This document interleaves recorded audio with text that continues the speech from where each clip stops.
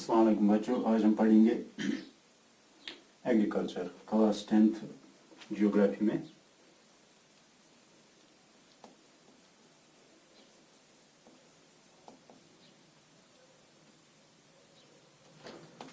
Class 10th geography में हम chapter पढ़ेंगे एग्रीकल्चर।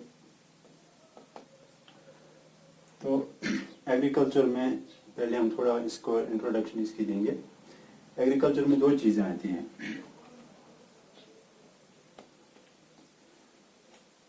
एक तो आता है cultivation of crops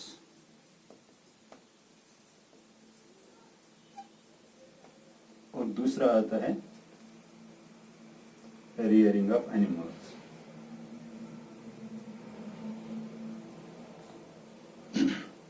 cultivation of crops आपको पता ही है, फसल की पैदावार, जो हम बहुत सारी फसल की पैदावार करते हैं, फिर वो हम फूड ग्रेन्स हासिल करते हैं और वो खाते हैं।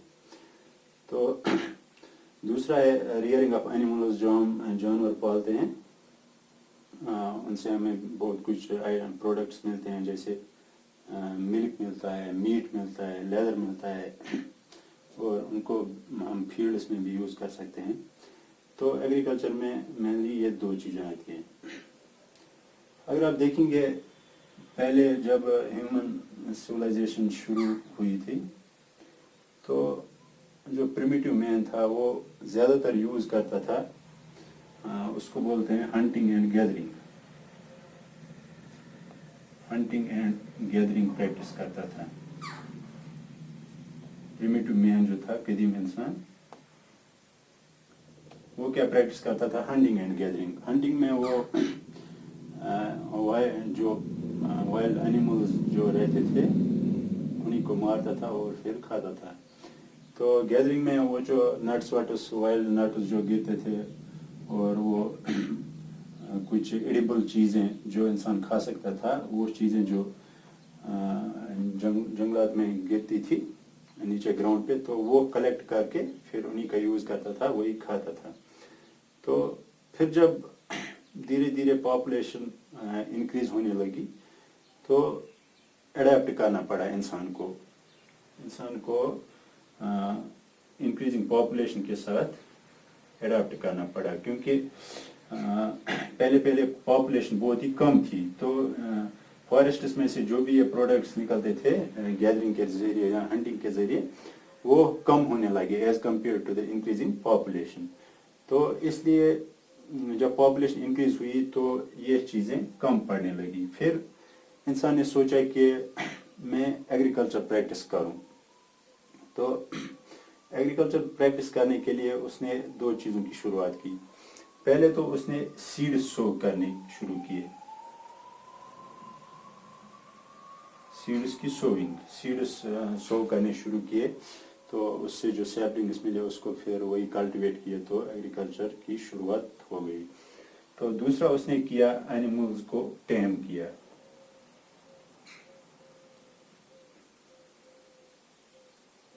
तो जानवर पालने शुरू किया, जो जिनको हम आज बोलते हैं डोमेस्टिक एनिमल्स, उन्हीं को, जानवरों को पालना शुरू किया। तो इन दो चीज़ों से इंसान की फूड सिक्योरिटी जो है वो इंश्योर हो गई। लेकिन अगर आप देखेंगे, पिछले 250 साल जब इंडस्ट्रियल रेवोल्यूशन आया यूरोप में, तो टेक्नोलॉजी का बहुत ही ज़्यादा एक्सप्लोजिव यूज़ हो गया।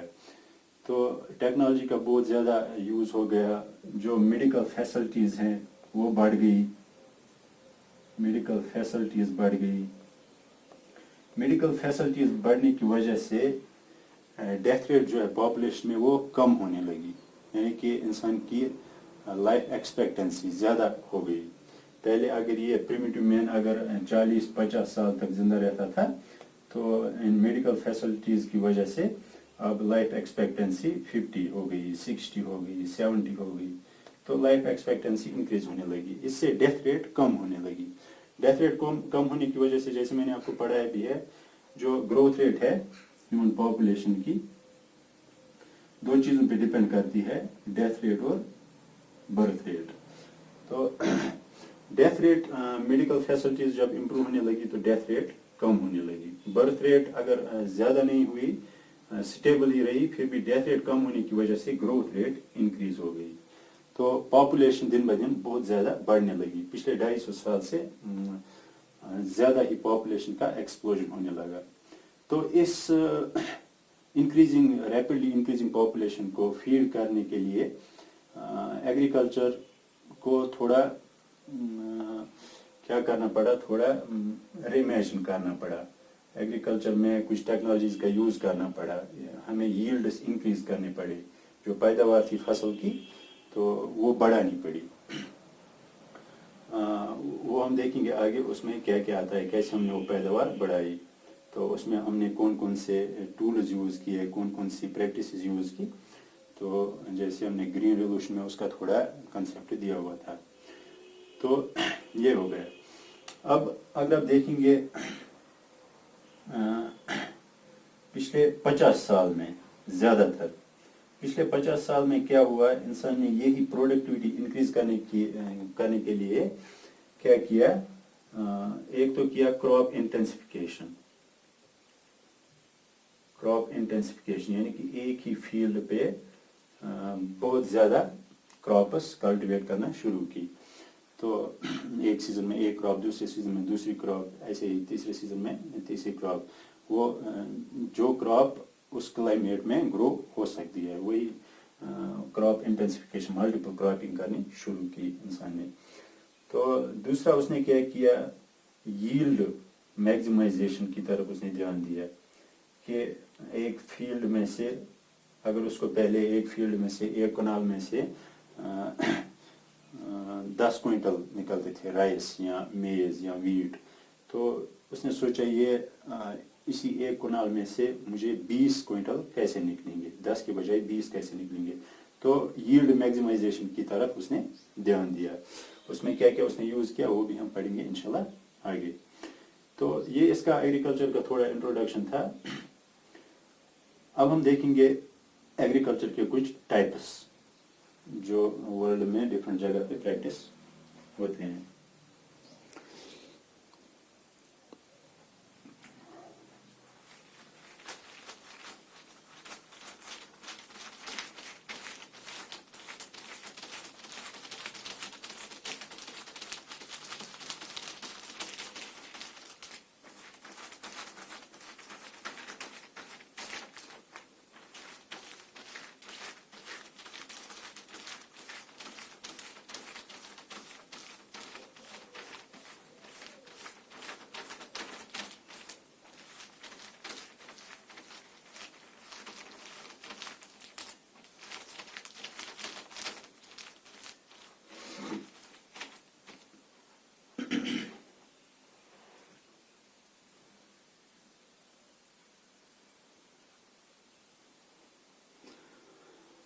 تو ٹائپس آف ایگریکلچر ہم دیکھیں گے.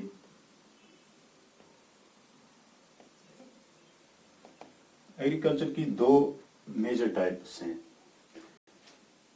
ایک کو ہم بولتے ہیں سبسسٹنس ایگریکلچر،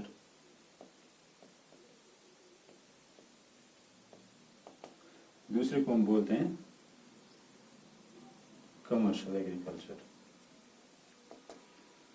تو سبسسٹنس ایگریکلچر اور کمرشل ایگریکلچر میں ڈفرینس کیا ہے، ان کی فیچرز کیا کیا ہیں، اس پر ہم دھیان دیں گے.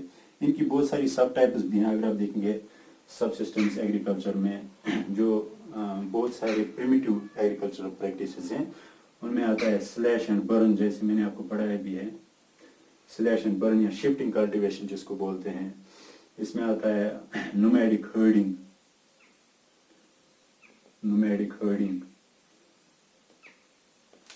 جو نومیڈس اپنے وہ شیپ یا کیٹل کو ایک جگہ سے دوسری جگہ گریزنگ کے لیے لے جاتے ہیں. تو نومیڈک ہرڈنگ آتا ہے. اس میں انٹینسیو سبسسٹنس ایگریکلچر آتا ہے اس میں، جو ہم مینلی اس میں پڑھیں گے. اور بھی بہت ساری آتی ہیں، بہت ساری پریمیٹیو پریکٹسز آتی ہیں جن میں ییلڈ اتنا زیادہ نہیں نکلتا ہے. تو کمرشل ایگریکلچر میں بھی بہت ساری ٹائپس ہیں. جیسے اگر آپ دیکھیں گے اس میں آتا ہے ایکسٹینسو ایگریکلچر، مینلی اسی کا ذکر ہم کریں گے. اس میں ایکسٹینسو ایگریکلچر آتا ہے، اور آتا ہے डेयरी फार्मिंग अगर आप देखेंगे,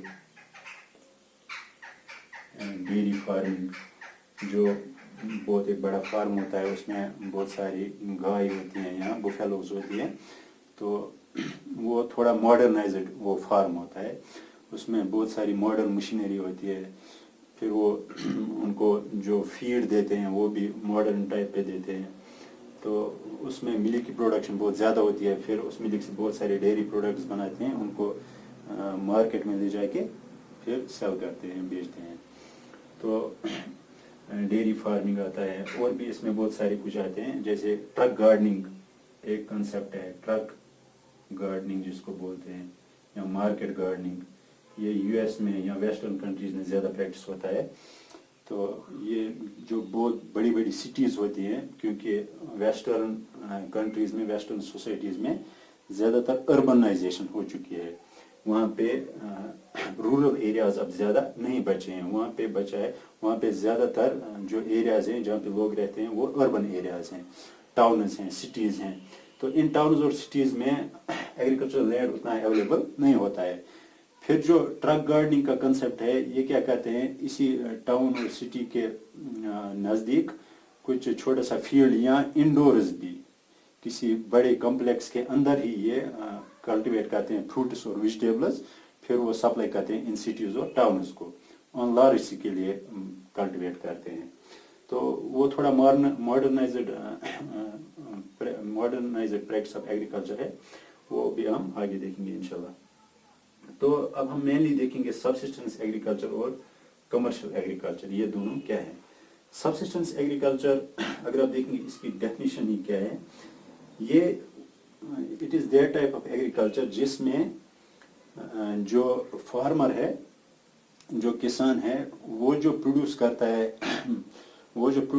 है ये एग्रीकल्चरल प्रोडक्ट्स, क्रॉप शॉप्स जो ये कल्टीवेट करता है, वो सिर्फ अपनी छोटी फैमिली के लिए कल्टीवेट करता है, यानी कि इसमें ज़्यादा यील्ड नहीं रहता है, ये स्मॉल नंबर ऑफ पीपल के लिए सूटेबल है। इसके बरक्स अगर आप देखेंगे, ये सिर्फ अपने ही यूज के लिए ये एग्रीकल्चर, ये प्रोडक्ट्स, ये क्या बोलते हैं इसको, एग्रीकल्चर प्रोडक्ट्स प्रोड्यूस करते हैं अपनी फैमिली के लिए या इमीडिएट फैमिली के लिए।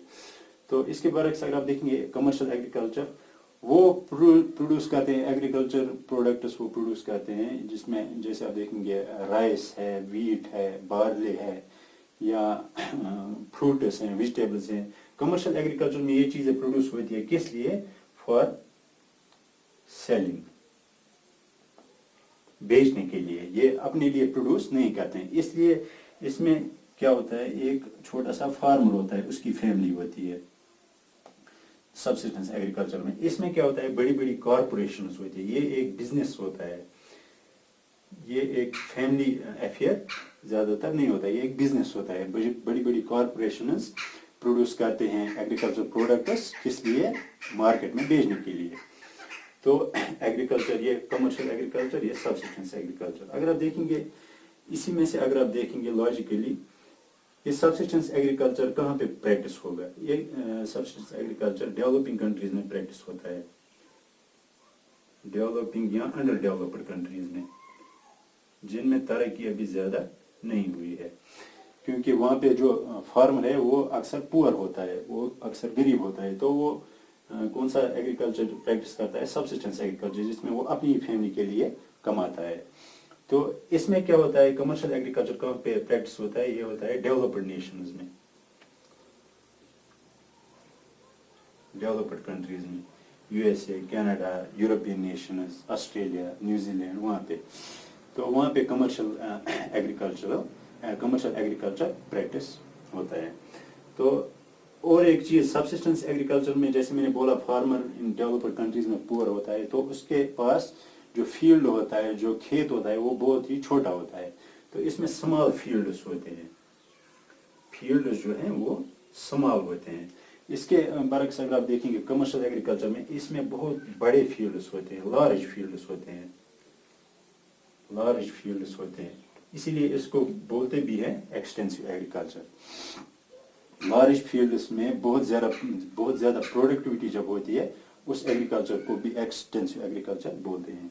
स्मॉल फील्ड्स में प्रोडक्टिविटी कम ही होती है, अगर कितनी भी हम ज़्यादा इंक्रीज करेंगे फिर भी उतना नहीं होगा, उतनी प्रोडक्टिविटी नहीं होगी जितनी एक्सटेंसिव एग्रीकल्चर या लार्ज फील्ड्स में होगी। तो स्मॉल फील्ड्स होते हैं उसमें, सबसिस्टेंस एग्रीकल्चर में, कमर्शियल एग्रीकल्चर में लार्ज फील्ड्स होते हैं। और एक चीज़, सबसिस्टेंस एग्रीकल्चर में जो मैन पावर यूज होता है बहुत ही ज़्यादा होता है। Man power, use of man power is very high. इसमें ये मैन पावर डिपेंडेंट होता है सबसिस्टेंस एग्रीकल्चर। इसमें ज़्यादातर लोग ही मैनुअली काम करते हैं। इसमें मशीन्स का ज़्यादा इस्तेमाल नहीं होता है। सोविंग के वक्त भी आदमी या वो मजदूर आते हैं, वही सो करते हैं सैपलिंग्स, और हार्वेस्टिंग के टाइम भी वही आते हैं और काटते हैं, या थ्रेश करने के वक्त भी वही आते हैं और वो थ्रेश करते हैं। अगर आप देखेंगे इसके बाद कमर्शियल एग्रीकल्चर में, इसमें मैन पावर बहुत ही कम होता है। मैन पावर बहुत ही कम होता है। मैन पावर कम होता है तो इसमें मशीनरी ज्यादा यूज होती है, मैकेनाइजेशन जिसको हम बोलते हैं, mechanisation of agriculture, modernisation, mechanisation of agriculture. इसमें मशीनरी ज्यादा यूज होती है। सो करने के वक्त एक मशीन आती है, वो सो करके जाती है। हार्वेस्टिंग के वक्त दूसरी मशीन आता है, वो हार्वेस्टर, फिर आता है थ्रेशर। बहुत सारी मशीन्स का यूज होता है। मैन पावर का उतना ज्यादा यूज नहीं होता है जितना इसमें होता है। और जो इसमें ज्यादातर रेनफॉल पे ही डिपेंडेंट रहता है। इरिगेशन उतना ज्यादा इसमें यूज नहीं होता है यूज, लेकिन उतना ज्यादा यूज नहीं होता है जितना इसमें इरिगेशन यूज होता है। इरिगेशन बहुत ही ज्यादा यूज होता है। इरिगेशन वाटर की अवेलेबिलिटी इंश्योर रहती है year, through out the year. तो इसमें इरिगेशन, इसमें ज्यादातर रेनफॉल पे ही डिपेंडेंट रहता है, क्योंकि ये डेवलपिंग कंट्रीज या अंडर डेवलप्ड कंट्रीज में होता है, जहाँ पे इरिगेशन की फैसिलिटीज ज्यादा अवेलेबल नहीं होती है। तो इसमें yield as compare to commercial agriculture बहुत ही कम होता है। इसमें यील्ड कंपेरेटिवली ज्यादा होता है, yield per unit of land. तो और क्या इसमें ज्यादातर टूल्स जो हैं, जैसे वो सिकल होता है जिससे हम हार्वेस्ट करते हैं धान को, टूल्स जो हैं वो प्रिमिटिव टूल्स यूज होते हैं। इसमें मॉडर्न मशीनरी का यूज होता है। और अगर आप देखेंगे इसमें यील्ड भी हमने देख लिया, ये भी हमने देख लिया। हाँ, सबसिस्टेंस एग्रीकल्चर और कमर्शियल एग्रीकल्चर, इसका मेन पर्पस अपनी फैमिली को फीड करना होता है। इसका मेन पर्पस प्रॉफिट मेकिंग होता है, नफा कमाना होता है। कमर्शियल एग्रीकल्चर का मेन मोटिव। तो ये हो गया सबसिस्टेंस एग्रीकल्चर और कमर्शियल एग्रीकल्चर। अब हम देखेंगे आगे जो ग्रोइंग सीजन्स हैं इंडिया में। सबसिस्टेंस एग्रीकल्चर ही इंडिया में प्रैक्टिस होता है। इसमें कौन सा टाइप प्रैक्टिस होता है ज्यादातर? इंटेंसिव सबसिस्टेंस एग्रीकल्चर, जिसमें एक ही फील्ड पे हम बहुत सारी क्रॉप्स मल्टीपल क्रॉपिंग के जरिए कल्टीवेट करते हैं। क्योंकि इंडिया की पॉपुलेशन बहुत ज्यादा है तो फील्ड्स बहुत छोटे हैं, इसलिए हम एक ही फील्ड पे, जैसे मैंने आपको वो कंसेप्ट दिया भी था नेट सोन एरिया और ग्रास क्रॉप्ड एरिया का, जो कंसेप्ट हमने देखा था क्लास में। तो ग्रास क्रॉप्ड एरिया जो है वो मैक्सिमाइज करने की कोशिश होती है इंटेंसिव सबसिस्टेंस एग्रीकल्चर में। तो इसमें मल्टीपल क्रॉपिंग का यूज होता है। बहुत सारी क्रॉप्स एक ही फील्ड पे एक ही साल में बहुत सारी क्रॉप्स कल्टीवेट की जाती है।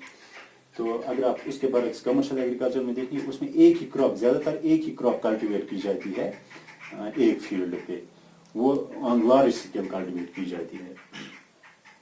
तो अब हम देखेंगे इसके आगे जो ग्रोइंग सीजन्स हैं।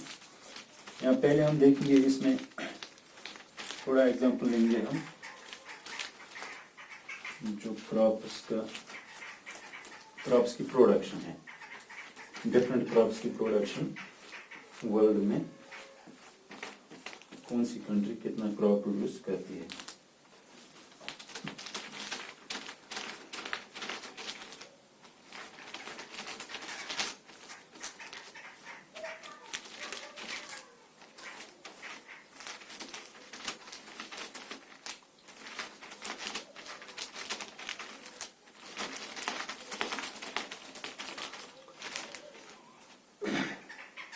دیکھیے ڈفرینٹ کراپس جو ہیں، بہت ساری فصل جو ہیں ان کے لیے ڈفرینٹ کلائمیٹ ہونا چاہیے. جیسے رائس ہے، اگر آپ رائس کی ایگزامپل لیں گے، رائس کے لیے ہاٹ کلائمیٹ ہونا چاہیے، ٹیمپریچر زیادہ ہونا چاہیے، مور دین 25 ڈگری سینٹی گریڈ. اگر آپ دیکھیں گے اس کے برعکس ویٹ کول کلائمیٹس میں گرو ہوتا ہے. جو بیٹر کوالٹی ویٹ ہے، آپ ہائر کلاس میں دیکھیں گے، ہائر کلاسز میں آپ دیکھیں گے، پھر ویٹ کی بھی 2 ٹائپس ہیں. ایک کو بولتے ہیں اسپرنگ ویٹ، دوسرے کا نام بھی کچھ ہے، ابھی یاد نہیں آ رہا ہے. اسپرنگ ویٹ اور دوسرے ویٹ کو بھی کچھ بولتے ہیں. تو جو اسپرنگ ویٹ ہوتا ہے اس کی کوالٹی ریلیٹیولی بیٹر رہتی ہے. کیونکہ ویٹ زیادہ تر گرو ہوتا ہے کول کلائمیٹس میں. جب ویٹ ہم سو کرتے ہیں تو اس وقت ٹیمپریچر کم ہونا چاہیے، almost around 15 degree centigrade ہونا چاہیے. لیکن جب ویٹ کو ہارویسٹ کرنے کا وقت آتا ہے تو اس وقت ٹیمپریچر 21 ڈگری سے زیادہ ہونا چاہیے.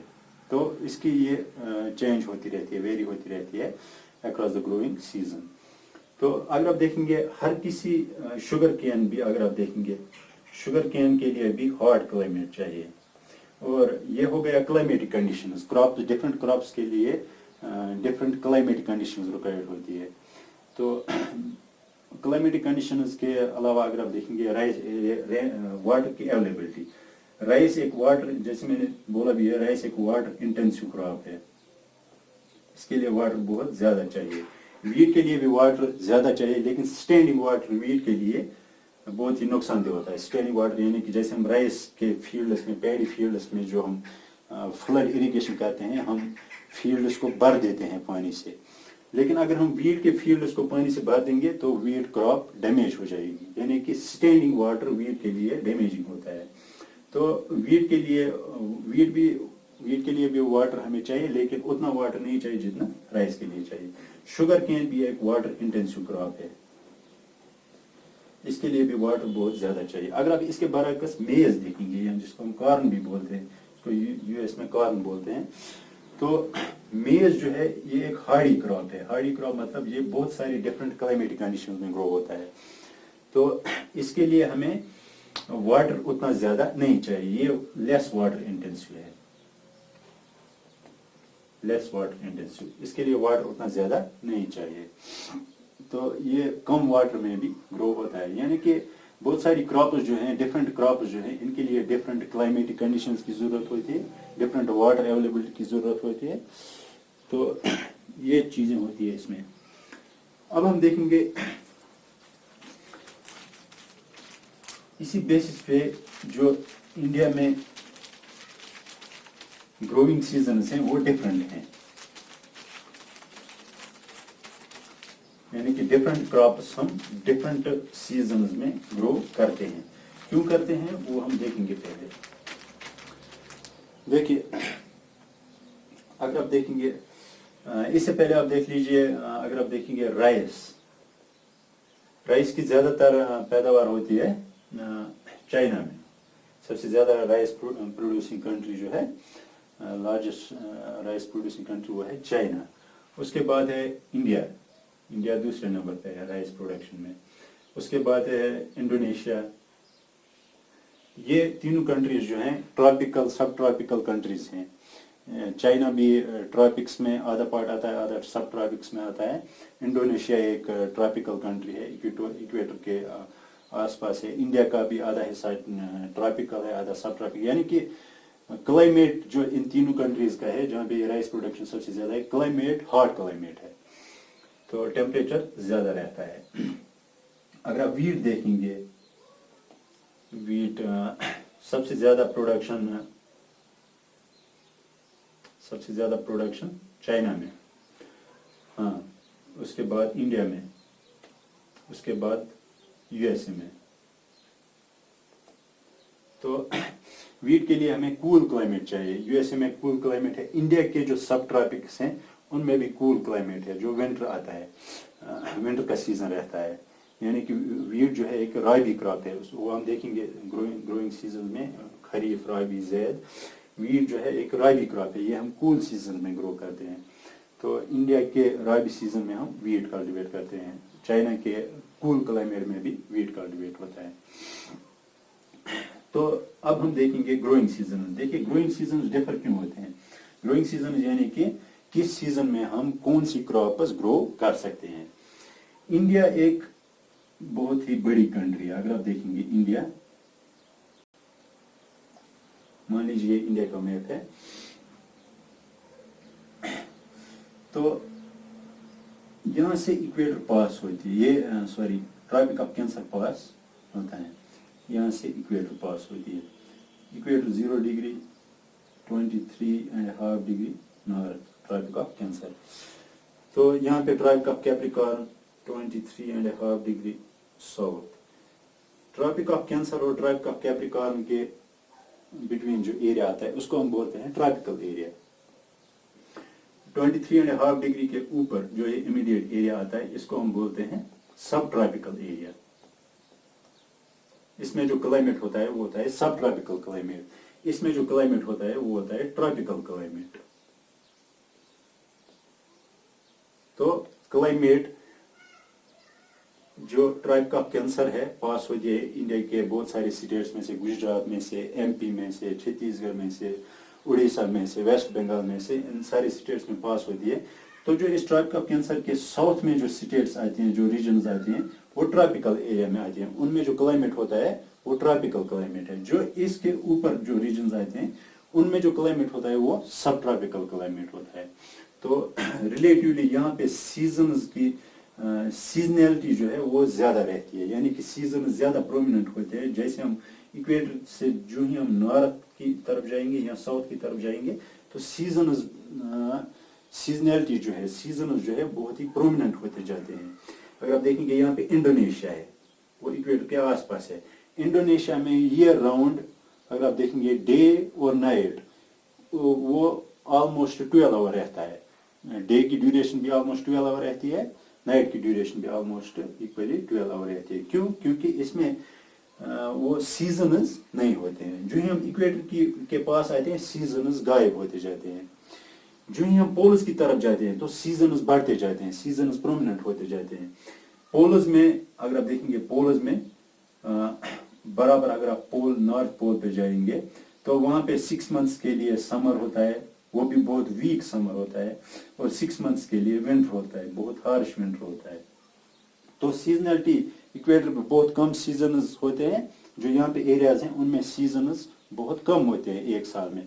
یہاں پہ سیزنز بہت ہی پرومیننٹ ہوتے ہیں، تو سیزنلٹی انکریز ہوتی جاتی ہے. جو انڈیا کا یہ پارٹ ہے، یہاں پہ ساؤدرن پارٹ جو ہے ٹراپک آف کینسر کے ساؤتھ میں، یہاں پہ سیزنلٹی اتنی زیادہ نہیں ہے.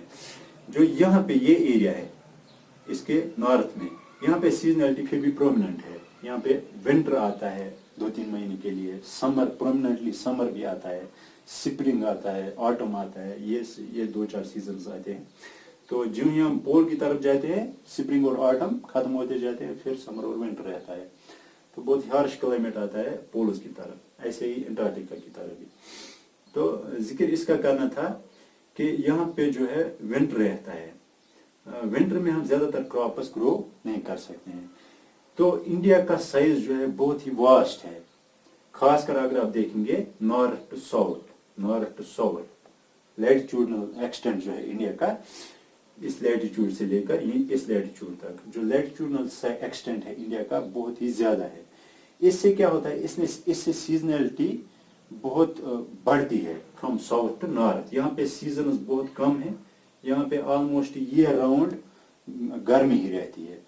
لیکن یہاں پہ سیزنلٹی بہت زیادہ ہے. یہاں پہ سمر میں بہت زیادہ گرمی رہتی ہے، ونٹر میں سردی رہتی ہے. جیسے آپ JNK میں دیکھیں گے ونٹر میں برف باری ہوتی ہے، سمر میں پھر بھی دھوپ ٹھیک رہتی ہے. تو سیزن چینج ہوتے رہتے ہیں. ان سیزنز کی چینج ہونے کی وجہ سے ہم ونٹر میں یہاں پہ زیادہ تر کراپس کلٹیویٹ نہیں کر سکتے ہیں. کچھ فیو سلیکٹڈ کراپس ہم کلٹیویٹ کر سکتے ہیں.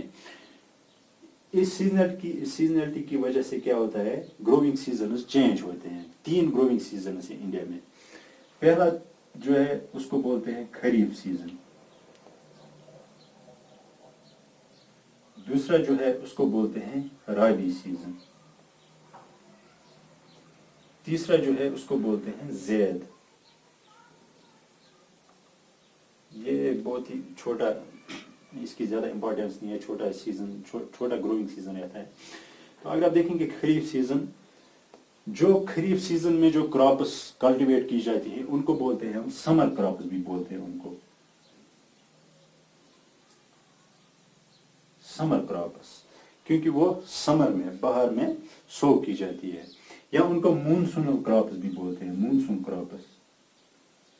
उनको मूनसून क्रॉप्स क्यों बोलते हैं? क्योंकि मूनसून का ऑनसेट, मूनसून की शुरुआत कब होती है इंडिया में? साउथ वेस्ट मूनसून की शुरुआत कब होती है?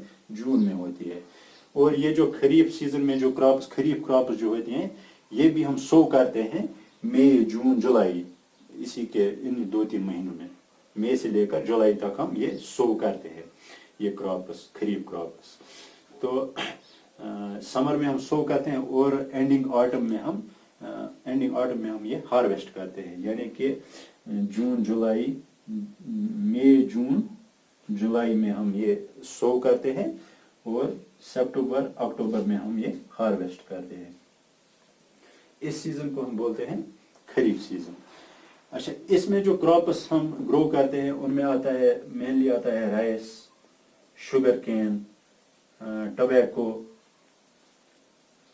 और क्या बोल सकते हैं, राइस, शुगर केन, टबैको, और आता है इसमें जूट, कॉटन भी आता है। कॉटन का ग्रोइंग सीजन बहुत ही लंबा रहता है, 2-10 डेज ऑलमोस्ट। तो ये सारी क्रॉप्स जो हैं इनको खरीफ क्रॉप्स बोलते हैं, क्योंकि ये हम सो करते हैं समर सीजन में, मूनसून सीजन, जब मूनसून सीजन शुरू होता है, और हार्वेस्ट करते हैं हम सितंबर, अक्टूबर में। तो अगर आप देखेंगे राइस, शुगर केन, टोबैको, इन पर अगर नजर डालेंगे तो ये बहुत ही वाटर इंटेंसिव क्रॉप्स हैं, यानी कि खरीफ क्रॉप्स जो है उनके लिए वाटर बहुत ही ज्यादा चाहिए होता है, यानी कि वो वाटर इंटेंसिव क्रॉप्स होती हैं। तो हम ये इसीलिए सो करते हैं समर में, क्योंकि मूनसून रहता है इन 3-4 महीनों तक मूनसून रेनफॉल होती है इंडिया में, तो इनके लिए वाटर अवेलेबिलिटी बहुत ज्यादा होती है, वाटर अवेलेबल रहता है मूनसून सीजन में। तो ये हो गया राइस, शुगर केन, टोबैको, खरीफ क्रॉप्स। और इनके लिए टेम्परेचर भी बहुत ज्यादा चाहिए, तो वो भी समर में होता है बहुत ज्यादा टेम्परेचर भी बहुत ज्यादा होता है, वाटर अवेलेबिलिटी भी बहुत ज्यादा है, तो इनको हम खरीफ क्रॉप्स बोलते हैं, ये हम समर में सो करते हैं।